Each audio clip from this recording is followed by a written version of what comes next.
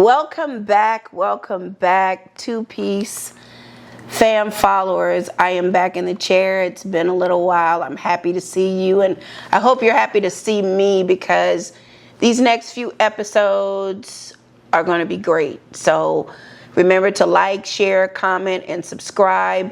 Go over to the YouTube channel and hit the subscribe button so you can get the notification. And then also, we are on Spotify, so go over there too and download us there so you can listen in the car to your favorite episode or catch up on several episodes that you have missed. But today, I am in the seat. I am very honored to have my good long-time friend, Sarah, and Doctor in the seat. We are here today to talk etiquette. So today, the only person I can bring in is the etiquette doctor, Dr. Toya Corbett. Welcome, Toya, to the show. Thank you, Kay, for inviting me. Absolutely. So, tell the two-piece fam followers who you are, where they can find you on the different platforms, and just a little snippet about yourself, and then we're going to get right into our topic. Sure. My name is Toya Corbett. I am known as the Etiquette Doctor. I like to tell people that I help folks to dine with class, dress for success, and network like a pro. You can find me on the web at toyacorbett.com. My Instagram is _etiquette_doctor. And I'm also on TikTok as the Etiquette Doctor. I'm trying to get into that a little bit. TikTok, how do you like that? I love TikTok. Do I need you? to do more, but I'm working on it. Okay. But I've been doing this now for about 15 years, and I really started my career in higher education 20 years ago. When I went to graduate school at Morgan State University, I went to become a historian, and I started working on campus in the Office of Student Activities, and I never left the profession. So I've worked at Morgan State University, North Carolina Central University, University of Virginia, and the UNC System Office. But the entire time I was doing etiquette, and I am a first generation college graduate, I'm a fourth generation entrepreneur, and I realized when I started doing this some time ago, I think about 2008, that this was a business. And that's what I've been doing ever since. Well, since you said that, and on your website it does say make your very best first impression, at what moment did you say, I need to get into etiquette and I need to get into that path? And that is part of what I call my journey and my testimony. And you will definitely understand by being a member of Alpha Kappa Alpha Sorority Incorporated. And you remember this, Kay, when we were undergraduate. So Hold on time. The expressions and views and opinions are only of those of two-piece fam, two-piece podcast, K100, and guess, nothing affiliate with Alpha Kappa Alpha Sorority but it's part Incorporated. That is just the disclaimer, but here we are. Great disclaimer. Back to what you were saying. Great disclaimer. There you go. When I was an undergraduate, I UNC. See? I attended the University of North Carolina at Charlotte. Go Niners. But when I was an undergraduate, I decided to run for an office on the International Board of Directors for Alpha Kappa Alpha in the summer of 1996 at our Baltimore Boule. Mm-hmm. I ran for the role of undergraduate member at large. On our board, there are only 3 offices slated for undergraduates, and I had the confidence and courage to step out there and run for that office, and I was elected. Went to my first board meeting at our corporate office in Chicago, Illinois that August. I remember, flying there, getting to the hotel, getting dressed, and going down for dinner. And when I sat down for dinner, I sat down at a table where they had a formal table setting, which I had not experienced before. I didn't know which fork to use, which glass was mine, which way to pass things at the table. And there was a moment that I felt fear, like just run down my body. I was embarrassed, a little bit of shame, also imposter syndrome, like, do I deserve to be here in the room with these women? Because, I felt all you ran for it and you got it, and that was your place.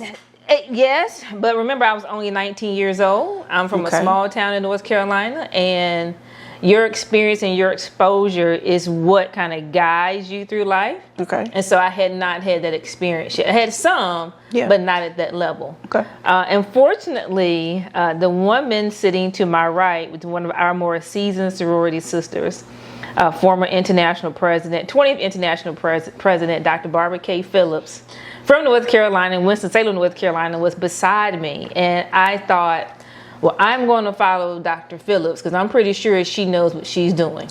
Dr. Phillips was my mom, dearest friend. Oh, wow. And she spoke at her funeral. See? So I followed Dr. Phillips, everything that she did, right? Mm-hmm.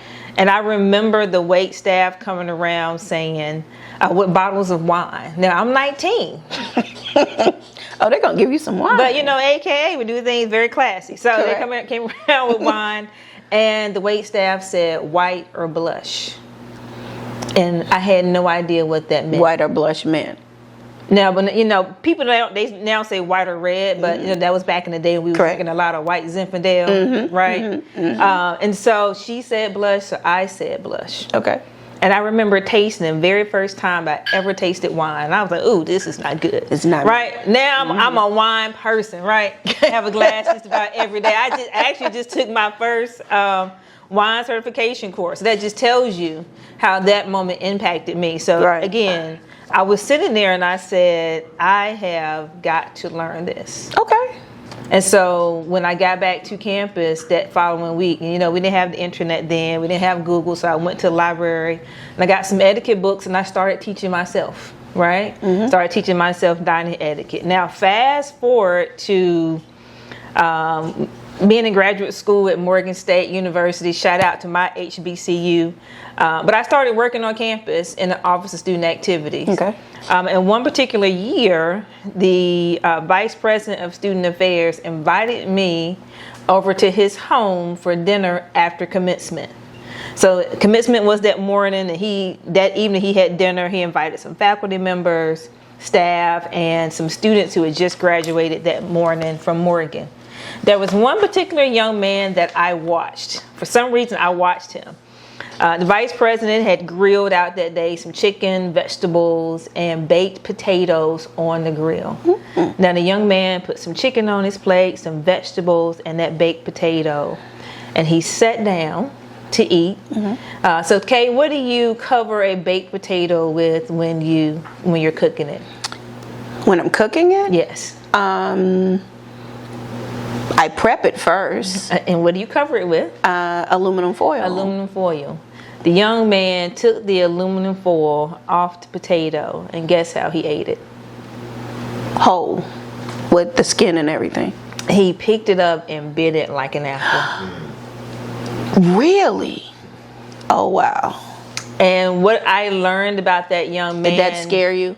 It didn't scare me, but this is what I learned about him. He had just graduated that morning, right? Okay. With a degree in engineering.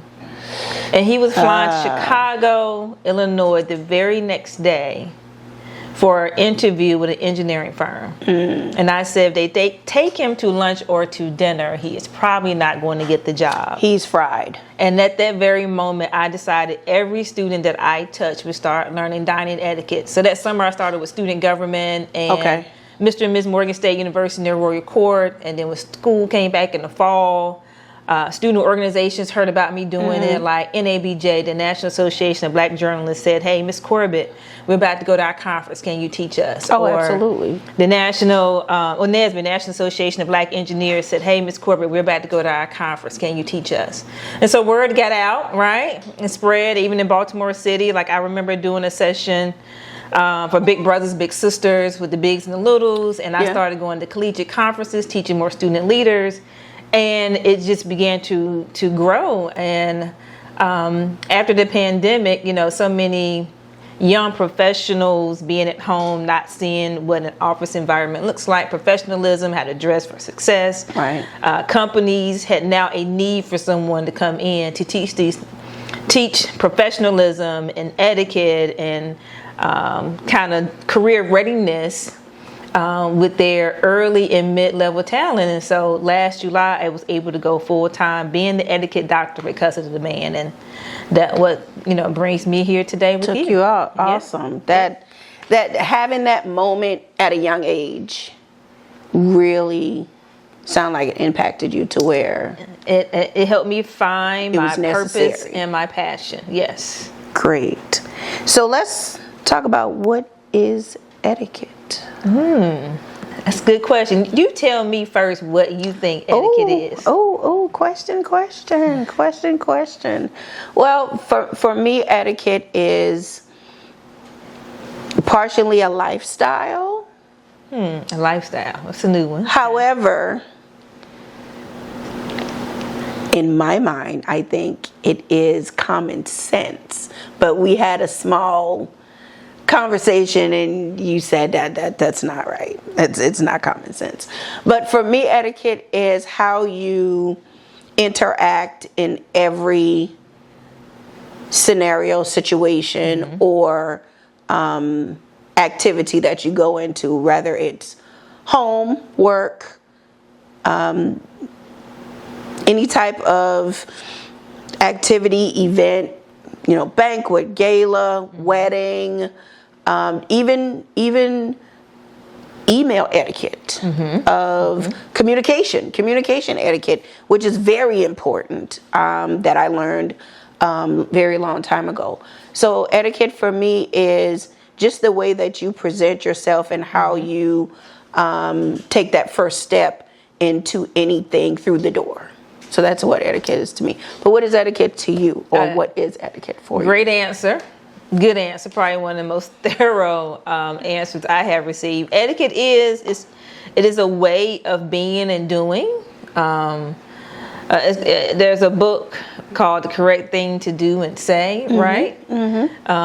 Etiquette comes in different forms. There are different types of etiquette. You mentioned a few. There's business etiquette in terms of giving a firm handshake, introducing yourself, giving eye contact. There's wedding etiquette, like, did you know, Kay, that when you receive a wedding invitation and it says the wedding starts at 3:00, what time should you get there? 2:45 at least. Oh, no. When the invitation says 3:00, the bride should be coming down the aisle at 3:00, and wedding guests should arrive 1 hour beforehand. An hour. Okay. Yeah. So there's also golf etiquette. I play golf. And so there's etiquette that goes along with that about what you wear, you don't wear. You don't wear jeans or sneakers to the course. You don't wear your khakis or polo. You shake hands at the end of the game with your opponents, right? So there are all types of things that engage etiquette that are kind of everyday, right? Yeah. Because I believe you should practice etiquette every single day. Like, You should. most people would think an etiquette trainer, educator, I call him an etiquette educator, I should probably come in, full dress or suit, but, t-shirt. Because I still practice etiquette every day, and I want people to understand it's not something that just wealthy people practice or that it's bougie, right? I get that a lot. Yeah, it's bougie. so not. Probably your grandmothers, right? Set the table on Sunday. I know you from Charleston, which there are a lot of kind of etiquette things around that happen. And as young people, we probably were not paying a whole lot of attention to that. But it was always happening around me. My grandmother set the table. But again, etiquette is something that I practice every day, even when I'm eating. And when I'm with folks that sometimes are afraid to eat with me. Because they think you might point things out. Like, no, and I'll say the etiquette doctor is off today. But I'm still going to, practice. To me, it is a lifestyle. It's just something that I do naturally. And I want other people to be able to learn things that they become second nature. Okay. So you mentioned one category of etiquette, wedding etiquette. Yes. And we're partially mid wedding season. let's just talk about a few snippets of etiquette. So you asked me about what time that you start. When you arrive to the wedding, if the wedding starts at 3, I said 2:45. If it's close to me, I'm gonna get there like half hour to 15 minutes before it starts. But I'm starting to see now that brides or couples are starting to put on their wedding invitations, no children. It's unplugged. Doors will be locked at a certain time. Just all different things. What do you think about that etiquette, and how do you think that came about to where things are now having to be laid out that detailed? I'm not going to call that etiquette. I'm going to call that personal preference. Personal preference, right? Okay. You will see on the invitation, it's an adult wedding or an adult reception. So that is your cue not to bring children, because they may start crying and making noise and disrupt this sacred ceremony, right? It's your day. And if a baby is crying, or you have to get up as the mother to go change them, now you have disrupted the whole ceremony, right? If the reception is more than likely is going to have alcohol, and so you don't have to worry about someone under 21 drinking, right? And they leave, have an accident, and now you've served someone that's underage. Locking the door is to ensure everyone is on time, because they may be in a venue where they may only have 2 or 3 hours, right, rental time, and so to ensure that the wedding starts on time and they adhere to the time frame, your guests have to be on time. There's another phenomenon I see of people charging guests who do not show up. I am starting to see that. Can we talk about that? Is that I don't know how I wouldn't say etiquette's but that's personal preference. Personal preference. Okay. But that goes back to, I also call myself a culturally relevant etiquette coach, right? I can talk about Black people, things that we do. Correct. And one of the things that we don't do is RSVP. Now, that's the problem. That is etiquette, right? Let's talk. So let's talk about RSVPing. Okay. When you were back, we're still talking about wedding, but you said that's a problem with us. That's a problem. A culture. If you receive an invitation, let's just say I'm getting married. You receive an invitation, and the wedding date is Saturday, September 28th, right? And you're like, oh, I have to go home to Charleston that day. I can't go. So people, when they can't go to an event, they just tend not to respond at all. Instead of saying, what RSVP means is respond if you please. It is a French term. I do not speak French, so I can't say it in French, but respond if you please. That means respond if you are attending or if you are not attending. And it's the not. And respond by the deadline. That's another problem that we have. Will not respond past the deadline if they know they're not going to be able to go. And then they're going to respond late. And it's not everybody, but you're always going to have that few. And so it messes up your head count with the caterer, right? Do you need a larger size, the venue size? Correct. How things are going to flow? Yep. But it all goes back to, if you RSVP, then there should not be an issue. If you say you're going to attend, you should attend. You have an event, you throw a party, you send 100 people an invitation and only 50 show up, right? 75 responded and said they're coming. 50 show up. So you've wasted money on the 25. The 25 who did not. Correct. Or you having a party, send 100 invitations. 150 people show up. 90 people show up, and only 40 said they were coming. Now you're looking crazy. Oh, Kay didn't have enough food, or they ran out. They didn't have enough seating. But, people did not respond accordingly. So, folks, please RSVP on time.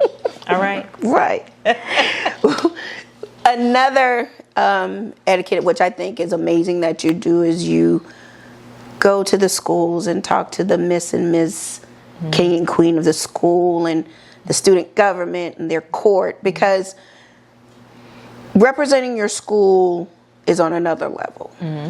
And when you go into society to these conferences and gatherings of other college queens and kings, you have to be set up for success. Yes. From your travel, when you travel, to when you get there, and then when you're in the actual event and act, until honestly when you leave. You have to, number one, be ready for it, set a standard, and I would say that's your stage to shine. That's time for you to perform. So give me a little bit of a snippet of when you sit down with students, because I'm going to say these students today, they're different. They're not like us. They are different. They not like us. They are different. Back in our time. Yes. Not like us. So let's talk about that. Your approach to that, and when from beginning to end. Well, when I visit college campuses, I treat all students the same, whether they are a student leader or not. But I believe all students are leaders, right? When I tell them that, and that's a confidence and a mindset that they should have. But specifically when I meet with Royal Courts, which is one of my favorites because I advise the Royal Court at Morgan and at NCCU. I love the King and Queen, right? But I'll tell you what I tell them. I told Miss Winston-Salem State University this a week ago. When you walk out of your room first thing in the morning, you should walk out looking, acting, and talking like Miss WSSU. Absolutely. Because students are looking at you, particularly now, your first year students, those freshmen who are arriving. Absolutely. One, they want to see the queen. They want to know who they is the want queen. to see, right? That there's nothing more exciting than seeing the Royal Court at HBCU. Absolutely. So I was like, when you walk out of your room, you need to be, your head should be held high like the queen. Mr. the same. You are the king. When you walk across campus, people need to see you as that sense of royalty. And then all other student leaders, you are held to a higher standard.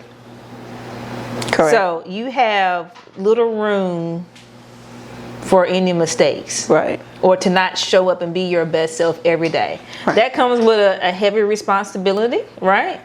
But it helps them. And as I share, when you're SGA president, when you're the miss of a campus, that's a job on its own. Now, even when you're a dormitory. Cool. Yes, but all the things you're putting on programming, right?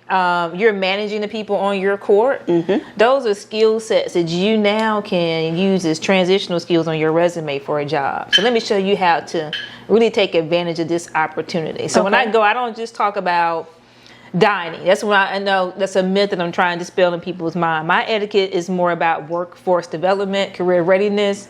Let me tell you how you take this opportunity and you use it. You use your platform to make an impact in your community. You use it to elevate your skill set.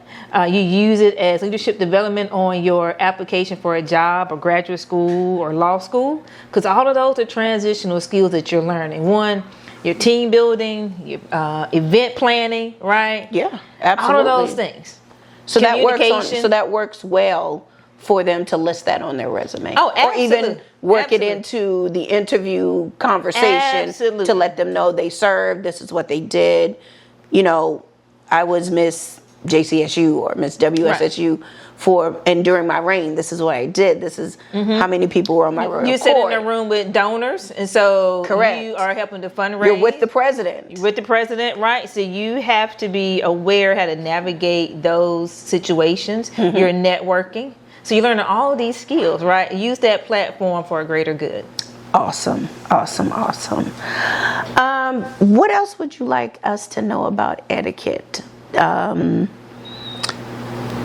In everyday life? I think an important part of that to talk about now is professionalism, particularly for our early career talent folks that were probably a freshman in college when COVID hit. And so in 2020. Yes, they were behind the laptop, didn't get that opportunity to intern, have those experiences. And so now they're going into the workforce. And so employers I'm getting these stories. I heard a story the other day that a company was conducting interviews, and the young man, when he came on camera from Zoom, when the camera's on, he's literally putting his shirt on. Like his work shirt? No, like the guy he was interviewing for a role. Okay. He comes on Zoom shirtless and then puts his shirt on. Wait a minute now. Wait. Yes. Or folks not wanting to cut their camera on for the interview, or just not showing up as they should. More, you have to say, again, these students are different, kids are different, young people are different, but two, they have not seen what professionalism looks like. They haven't had that opportunity. And so it takes you having to handhold them, because this generation, you have to show them how to do everything, unfortunately. Okay. But that is a huge issue that a lot of companies and organizations are facing, with people not showing up for the interview appropriately. People who have come smelling like marijuana. Probably because they smoked that morning to ease their nerves, right? But they don't know that that's not right. That's not right. You shouldn't come to an interview smelling I want to get out to more companies and more organizations to meet with their people. Want to meet with the staff to say, hey, this is what you're expecting. I worked on a college campus for 20 years. I know what's coming into your office. Okay. So let me help you navigate this, kind of generational gap. And then when they, help you write that training curriculum, and once they get here, sometimes it's better for someone on the outside to be that spokesperson to show them how to do and how to say and how to be, right? Right. And so that's a huge issue that's happening right now in not only corporate America, but your large nonprofits, even just, someone going to interview at Target or Walmart, just not showing up. Right. Gotcha. Okay. Let's talk about communication etiquette, because that is also important, because, again, your phrase of make your very best first impression, communication. Everybody communicates. Some shape, form, fashion, phone, email, face-to-face. Let's talk about that. How, when you walk into the door, interview someone's home, or anything of that nature, the most important thing you should do? Well, one of the first things that I tell people about that kind of first impression is, remember, there's something called the 7-11 rule, meaning within the first 7 seconds someone sees you, they've made 11 impressions about you. Okay. So think about that when you walk into a room, about what you have on, your body language. What are they going to think about you within those first 7 seconds? And so when you walk into that space, make sure you walk in looking forward, making eye contact with other people in the room. If you don't have anything in your hands, that your arms are down by your side, because what that means that you are approachable, right? Means you are nice. And so when you walk in on your phone, which a lot of people tend to do now, I call that is like that's the new form of a support animal. I call it a support phone. Okay. Because you want to walk in to say, "Don't bother me. I'm busy." Right? And then people are not going to. Right? So now walk in without that phone, looking forward, giving eye contact to people, smiling, hands down. That's a lost art. It is. Smiling. It is a lost art. And when you're introducing yourself, speak your name clearly, right? And don't give a nickname. No, don't give a nickname. Particularly in a business setting, you can say, my name is Toya, but call me. Like I'll say, I'm known as the etiquette doctor, Dr. Toya Corbett, but today just call me Dr. Toya, right? And, speak your name clearly. I like to say people of color have very colorful names. Very. Therefore, you need to enunciate. And I may say, tell me your name one more time, because I want to respect you by speaking your name clearly. Also with that is giving a firm handshake. Give me a firm handshake, right? And not one of those people that keep shaking and all of that. Yeah. But that goes with that introducing yourself. And that's one form of communication in your body language. If I'm talking to you, I want to look directly in your eyes. And if I'm still talking to you, but I'm looking over here, I'm really not giving you my undivided attention. And therefore, that conversation is kind of dry. I believe in having meaningful conversations and not just small talk. Because what is small talk, Kay? Small talk is just an icebreaker, a filler. A filler, small, right? The weather, like we all know it's hot. How you doing today? Yeah, right. Yeah. So I believe in having meaningful conversations. That's a part of communicating and getting to know someone deeper at a deeper level. If you are on email, making sure you're not using the all caps. That you have a heading. Your email is concise, not a whole bunch of fluff. In workplace, I would say this. I talk to staff, companies about having some kind of boundaries or some guidelines about no emails after 6 o'clock, right? Yeah. That gives a kind of healthy balance. Also, for young folks, not sending emails like they're texting. Using acronyms, because a lot of these new acronyms, I have no idea what they mean. Right? I have to look some of them up. Right. Now, I have ventured into the acronyms of the HRU, how are you, or WYD, what you doing, or WYA, where you at. But some of the other ones, I'm like, what is that? Yeah. So I don't understand. Not using text language, your facial expressions, because you have. Yeah, me too. But people say my facial expressions are lethal sometimes. I try. And think about when you're on that Zoom meeting. That is so when you forget that everybody can see you, and you're like, what does that say? Right? Please hurry up. Right. So being very mindful now when we're doing a lot of activity virtually, that you are particularly mindful of your facial expression. Being pleasant. So communication is key. Gotcha. Now, I will say, to go back a little bit, when you talked about pronunciation of names, that's one of my biggest pet peeves. If you cannot pronounce my name. So I think probably when I was 21, when I got out of college, prior to that, I was Kara. My name is Kara Dilligard. In college, I was Kara. Everybody who knows me prior to Johnson C. Smith in 1998, they know me as Kara. When I got into the business world, I heard everything under the sun. Kara, Kira, Kiera, Kyra, Kara. It just got too much for me. So I just shortened it to K. And I introduced myself. Now, I've been K probably for 25 years now. So people in my professional world, they say K, that's K. Anybody prior to that, they'll say Kara. Funny thing, Francis Yancey. Somebody said something to her when we were here for luau time, and someone was like, oh, where's Kara? And Francis was like, who's that? She was like, oh, you talking about K? So people are like, what happened? But that's a big pet peeve of mine. But when I introduce myself, I say my name is Kay Dilligard, but if they see it on paper, it does say Kara. So I just give them that. So I do understand that. But we do have some colorful names. We do. We really do. I get and it's really hard. LaToya. Just yesterday, I said to someone, I said Toya. She's like, LaToya. I'm like, did you No, it's hear not the- Toya. It's just Toya.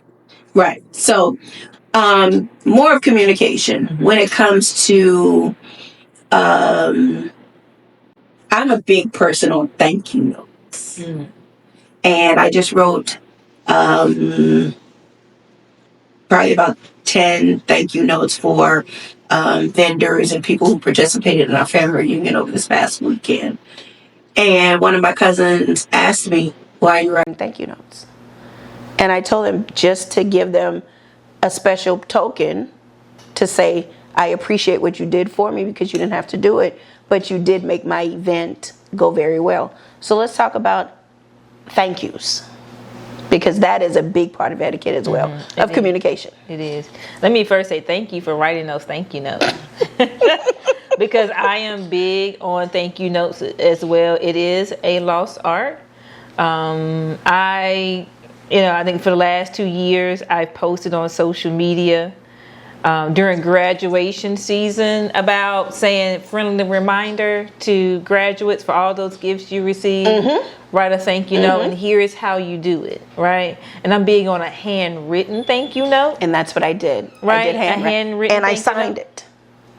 So particularly when you can, get it to a person, the address, or and thank you notes come from you receive a gift from your birthday, wedding, but also, say thank you to. I tell students, give a handwritten thank you note to that professor who allowed you to turn in a paper late. Right. It was the last week was homecoming, and you had a 20-page paper due that Monday, and you got to page 15 because you stayed up all night on Sunday trying to finish it out. And they said bring it Wednesday. I want you to write a handwritten thank you note and attach it to that paper when you turn in, because that professor is going to remember at the end of the semester when you have like an 89 average, and at one point give you an A. Or that thank you note boost you there. So also when you're interviewing, a lot of first round interviews now are virtual. It's okay to send that email, right? Send it within a few hours. If you are somewhere and you're in the same office, you're on campus, and you can get that person a thank you note, write that handwritten thank you note. You can get a pack of 10 at the Dollar Tree, now for $1.25. Yeah, they're not $1 no more. Right. No, not but I'm huge on thank you notes. I have a friend, if she gives you something, like give somebody a child something for graduation, they don't send a thank you note, don't expect anything else from her, right? But because it says a lot. It says a lot about the parent. It does. And it's not solely on that child, it's on that parent.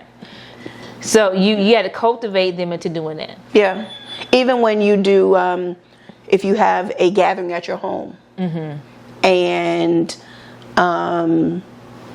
it's just an impromptu gathering. Hey, come on over. Let's have some fun. And a day or two later, bring something. Let's bring something. Don't walk in empty-handed. Bring something. And don't just bring any old type of thing. Wait a minute. Let me say this. And when you bring something, you bring a bottle. You leave that bottle there. You don't take it. You don't take it back and say, "Oh, that's mine." Unopened, right. You leave it because you brought it there. And it's theirs. It's a gift. It's a gift for the host. That's a gift. Absolutely. That's one of them other black people thing we do. Nice. So, Dr. Toya, I have thoroughly enjoyed you being here today, talking about etiquette. I would like to bring you back and we talk about some other things. Absolutely. Of course, bring some more etiquette in here, of course. Absolutely. We can sit down and we can do dining etiquette. Yes, I think that'll be the next one where we do dining, of talking of the placement of the plates and the forks and the glasses and all of that. I think that should be a great show, and then we can make some jokes on certain foods that you can and cannot eat with your fingers. Yeah, oof. Don't get me started. And all of that stuff. So I want to thank you again for, number one, being here and talking about it, but I also want to thank you for being my friend over the years, connecting with me back in 1995? 1995. When did you become a member? 1996. So 1996. Yes, I knew you then as Cara. Cara. Yes. Or Cara. Cara. I said it wrong. See, you said Cara.